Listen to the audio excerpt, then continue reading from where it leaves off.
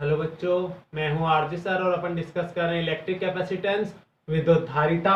और आज का अपना जो लास्ट टॉपिक है इस चैप्टर का वो है आवेशी चालकों के संयोजन से आवेशों का पुनर्वितरण तथा ऊर्जा हानि, charge redistribution and energy loss. आज अपन यहाँ पे डिस्कस करने जा रहे हैं। तो देखते हैं अपन कि आवेशों का पुनर्वितरण चालकों में कैसे होता है और उस पुनर्वितरण के पश्चात जो ऊर्जा की हानि होगी वो क्या होगी। तो शुरू करते हैं सबसे पहले आवेशों का पुनर्वितरण, चार्ज रीडिस्ट्रीब्यूशन। तो आवेशों के पुनर्वितरण की बात करें तो सबसे पहले अपन बात करेंगे कि मान लो कि अपने पास में दो विलगित चालक गोले या दो संधारित्र हैं। तो अपन यहाँ पर दो चालक गोले ले लेते हैं। एक तो गोला ए ले लेंगे और वैसे ही एक गोला बी हो जाएगा अपने पास में। ये गोला ए है और इधर ले लेते हैं अपन गोला बी। ये हो गया है अपने पास में गोला बी हो गया है। इस गोले ए और बी की धारिता में गोले ए पर धारिता C1 लूं तो बी की धारिता क्या हो जाएगी, C2 हो जाएगी। गोले ए को अगर Q1 आवेश दूंगा तो उस पर विभव कितना आ जाएगा, V1 आ जाएगा। ऐसे ही गोले बी को अगर मैं Q2 आवेश दूंगा तो गोले बी पर विभव कितना आ जाएगा, V2 आ जाएगा। ये कब की बात कर रहे हैं अपन, संयोजन से पहले की बात कर रहे हैं अपन। अभी तक अपन ने आवेशों का पुनर्वितरण किया है क्या, नहीं किया, सिर्फ संयोजन से पहले की बात कर रहे हैं कि दो चालक गोले लिए हैं ए और बी। ए की धारिता C1 और बी की धारिता C2 ली है। ए को आवेश Q1 देंगे तो विभव V1 हो जाएगा, दूसरे का आवेश Q2 देंगे तो उसका विभव V2 हो जाएगा। क्योंकि Q समानुपाती V होता है कि नहीं होता बेटा जी, तो Q का मान V के बराबर होता जाएगा। अभी अपन क्या करेंगे, यहाँ पर इन दोनों के दोनों चालक गोलों को एक तार द्वारा जोड़ देंगे। तो संयोजन से पहले की बात थी, अभी अपन देखेंगे संयोजन के बाद की बात। इन दोनों चालक गोलों को अपन अभी जोड़ देते हैं एक चालक तार से। गोला ए है अपने पास में, ए से ही इधर अपने पास में होगा गोला बी। गोले ए को बी से अपन ने जोड़ दिया है किसी चालक तार द्वारा। इधर धारिता थी C1, इधर C2। इधर आवेश, अब इधर संयोजन से पहले Q1 था तो इधर क्या हो जाएगा, Q1 डैश आवेश हो जाएगा। तो इधर आवेश Q2 डैश हो जाएगा। जैसे ही इन दोनों चालकों को एक चालक तार द्वारा जोड़ा जाएगा तो आवेश का स्थानांतरण हमेशा कहां से कहां होता है, उच्च विभव वाले चालक से निम्न विभव वाले चालक की ओर, और तब तक होगा जब तक कि दोनों चालकों पर विभव का मान समान न हो जाए। अब अपन देखें कि अभी तक अपन को नहीं पता विभव ज्यादा किधर है कम किधर, अपन मानेंगे कि मान लो इधर विभव ज्यादा है और इधर कम है। तो इधर विभव V1 था ना पहले, अब दोनों का विभव क्या हो जाएगा, V हो जाएगा। तो इधर से विभव चालकों का, इधर आवेश का स्थानांतरण A से B की ओर हुआ है तो विभव V हो गया, इधर विभव V हो गया। अब ना तो V1 रहा ना V2 रहा, क्योंकि दोनों पर विभव का मान समान हो गया है। ये लोग, ये आवेश से आवेशित अपन कर देते हैं। Q1 आवेश से ये गोले आवेशित है। तो ये कब की बात कर ली है अपन ने, संयोजन के पश्चात की बात कर ली है। अगर अपन देखें संयोजन से पहले की बात तो Q1 अपन को पता है कि Q समानुपाती क्या होता है, V होता है। तो Q इक्वल टू क्या हुआ था, CV हुआ था कि नहीं हुआ था। तो यहाँ पहले पर आवेश Q1 है तो क्या हो जाएगा, C1 V1 हो जाएगा। आवेश Q2 है तो C2 V2 हो जाएगा। ऐसे ही संयोजन के पश्चात Q1 डैश, ये लो बेटा, Q1 डैश Q2 डैश था अपने पास में, तो Q1 डैश इक्वल टू क्या हो जाएगा, C1 V हो जाएगा, क्योंकि विभव का मान अब समान हो गया है। और Q2 डैश बराबर क्या हो जाएगा, C2 V हो जाएगा, इधर भी विभव का मान समान है। तो ये तो संयोजन के बाद आवेश था, ये संयोजन के पहले आवेश है। अब अपन देखें यहां पर उभयनिष्ठ विभव कितना होगा, और फिर यहां पर देख लेंगे अपन आवेशों के पुनर्वितरण के बाद में आवेश और धारिताओं पर क्या प्रभाव पड़ेगा। तो सबसे पहले नंबर ए पॉइंट की अपन यहां बात करेंगे उभयनिष्ठ विभव की। मान लो कि ये जो इनका विभव है वो अपन V ले लें। अगर विभव V है तो अपने पास Q इक्वल टू क्या होता है, CV होता है। तो V इक्वल टू क्या हो जाएगा, Q अपॉन C हो जाएगा। इसका मतलब कुल आवेश अपॉन कुल धारिता, वो किसके बराबर होगा? विभव V के बराबर होगा। तो अपने पास में कुल आवेश कितना है? Q1 और Q2 है, तो इधर Q1 प्लस Q2 अपॉन कुल धारिता कितनी है? C1 और C2 है, तो C1 प्लस C2 हो जाएगा। Q1 का मान भी है अपने पास में, यहाँ Q1 बराबर C1V1 और Q2 बराबर C2V2, तो यहाँ अपन V के मान में वो रख सकते हैं। तो V बराबर क्या हो जाएगा अपने पास में? Q1 तो C1V1 प्लस C2V2, Q2 का मान हो गया, नीचे अपने पास में पड़ा है C1 प्लस C2 पड़ा है। ये हो गया अपने पास में उभयनिष्ठ विभव समीकरण 1 ले लेते हैं अपन। अब आवेशों का पुनर्वितरण हुआ, तो पुनर्वितरित आवेश, तो देखिए अपन यहाँ पर आवेश संरक्षण के नियम से देख लो बेटा, Q1 प्लस Q2 इन दोनों का मान किसके बराबर है? आवेशों के पुनर्वितरण के बाद में Q1 dash plus Q2 dash के बराबर होगा कि नहीं होगा? तो अपन बात करें यहाँ पर Q1 प्लस Q2 किसके बराबर है? Q1 dash plus Q2 dash के बराबर है। Q1 डैश का मान अपने पास में कितना था? C1V था, और Q2 डैश का मान अपने पास में कितना था? C2V था। इसका मतलब Q1 dash upon Q2 dash equal to क्या हो जाएगा? C1V अपॉन C2V हो जाएगा। V से V कैंसिल, तो Q1 dash upon Q2 dash बराबर C1 अपॉन C2, समीकरण नंबर 2। इसका मतलब जब आवेशों का पुनर्वितरण होगा तो इनकी धारिताओं का अनुपात आवेशों के अनुपात के बराबर होगा। Q1 dash upon Q2 dash बराबर C1 अपॉन C2 हो जाएगा। ये तो बात थी पुनर्वितरित आवेश और धारिताओं के लिए। अब इन विभवों के मान में कितना परिवर्तन आया पुनर्वितरण के पश्चात, वो अभी अपन यहां पर निकालेंगे। अपन मान लेते हैं, अपन ने माना है कि ये जो विभव है V1 विभव अपन ने ज्यादा लिया है, किससे? V2 से ज्यादा लिया है। और जब V1 से विभव V2 की ओर गया, आवेश V1 से V2 की ओर गया, तो विभव का मान समान हुआ। इसका मतलब V1 V से तो ज्यादा है, लेकिन V किससे ज्यादा हो जाएगा? V2 से ज्यादा हो जाएगा, क्योंकि V2 तो पहले कम था और इससे और आया, तो ये V ज्यादा हुआ कि नहीं हुआ? तो V1 का मान V से ज्यादा है और V का मान V2 से ज्यादा है।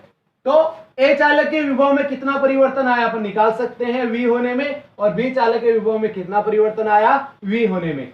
अब देखिए अपन A चालक के विभव में परिवर्तन V होने में कितना आएगा? यहाँ पर V1 माइनस V, क्योंकि ज्यादा से अपन कम को इधर माइनस कर देंगे, और इधर B के अंदर जो परिवर्तन आएगा वो कितना आ जाएगा? V माइनस V2 आ जाएगा। तो चालक A के विभव में अभी परिवर्तन देखेंगे अपन, उसके बाद में चालक B के विभव में परिवर्तन देखेंगे। तो अभी देखते हैं अभी अपन वापस से।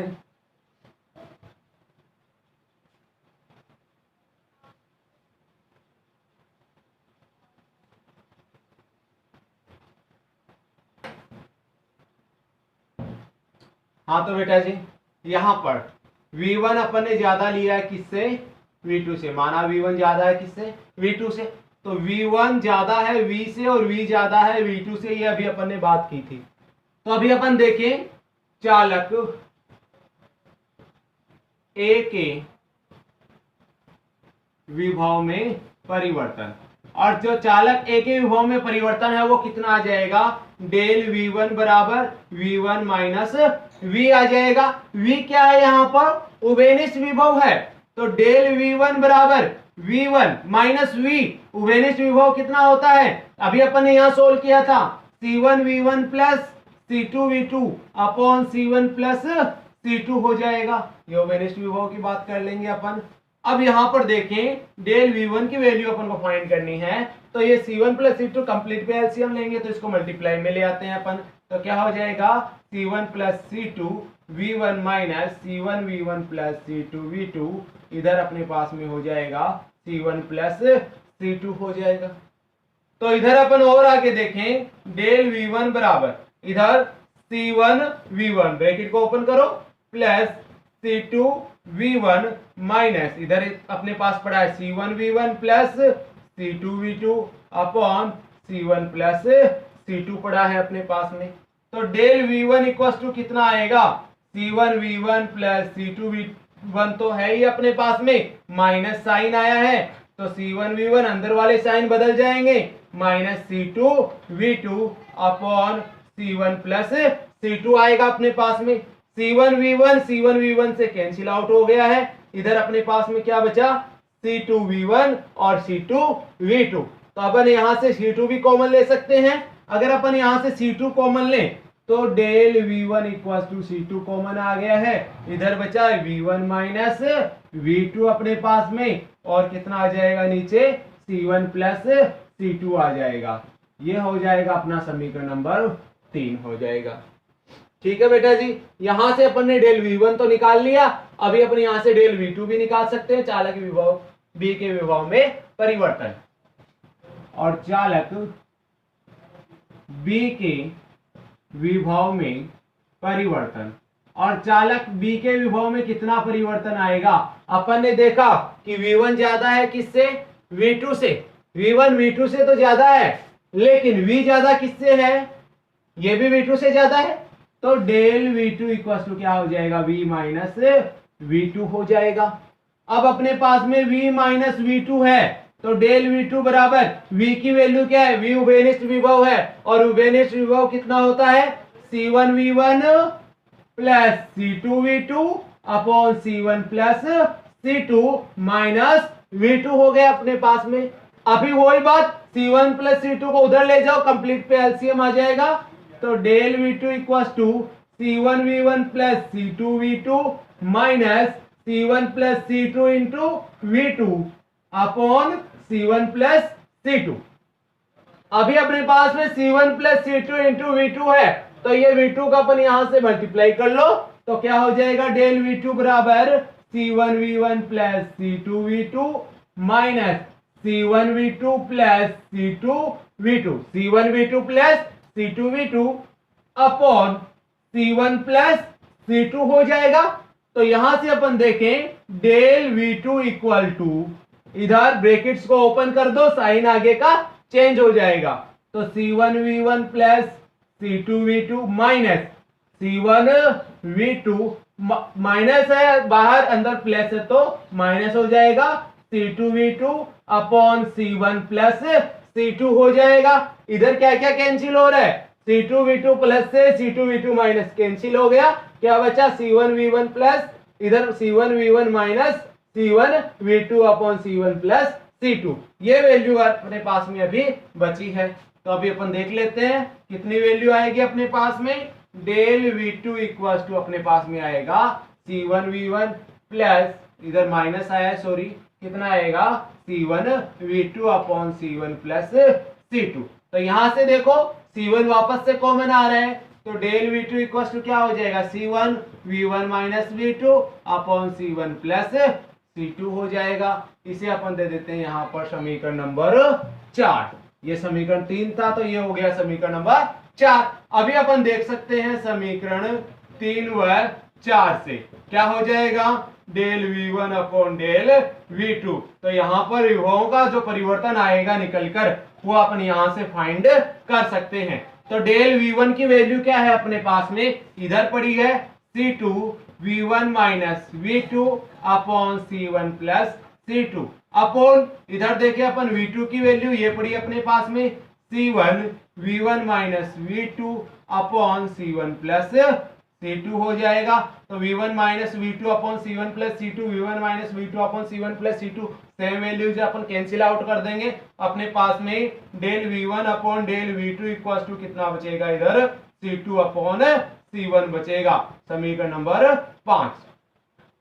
तो अपने पास में आवेशों के पुनर्वितरण के बाद में जो विभवों का अनुपात आया है वो किसके बराबर होगा, उनके धारिताओं के व्युत्क्रम के बराबर होगा। V1 की वैल्यू किसके बराबर है, C2 के बराबर है, और V2 की वैल्यू C1 के बराबर है। तो अपन ने यहाँ पर डिस्कस किया है आवेशों का पुनर्वितरण, और आवेशों के पुनर्वितरण में अभी अपन ने क्या देखा है यहाँ पर, कि अपन ने देखा A के विभव में जितना परिवर्तन आया अपने पास में, और B के विभव में परिवर्तन आया। A और B के विभव में परिवर्तनों का अगर अपन ने तुलना की तो अपने पास में क्या बचेगा, C2 अपॉन C1 बचेगा। लेकिन अपने जब आवेशों और धारिताओं की बात की थी तो अपने पास में क्या आया था, Q1 अपॉन Q2 बराबर C1 अपॉन C2। तो Q1 dash upon Q2 dash बराबर C1 अपॉन C2 आया था, यानी धारिताओं का अनुपात उनके पुनर्वितरित आवेशों के मान के अनुपात के बराबर होगा। लेकिन जब विभवों की बात आएगी धारिताओं के साथ, तो पुनर्वितरण के बाद में जो विभवों का मान आएगा वो उनकी धारिताओं के अनुपात के व्युत्क्रम के बराबर आएगा। ये तो बात थी अपनी इस पहली हेडिंग की, आवेशों के पुनर्वितरण की। अगली क्लास में अपन पढ़ेंगे ऊर्जा हानि, कि इस पुनर्वितरण के पश्चात कितनी ऊर्जा हानि हुई है। तो अभी आप कोई भी डाउट हो तो डिस्कस कर सकते हैं। थैंक यू, जय हिंद।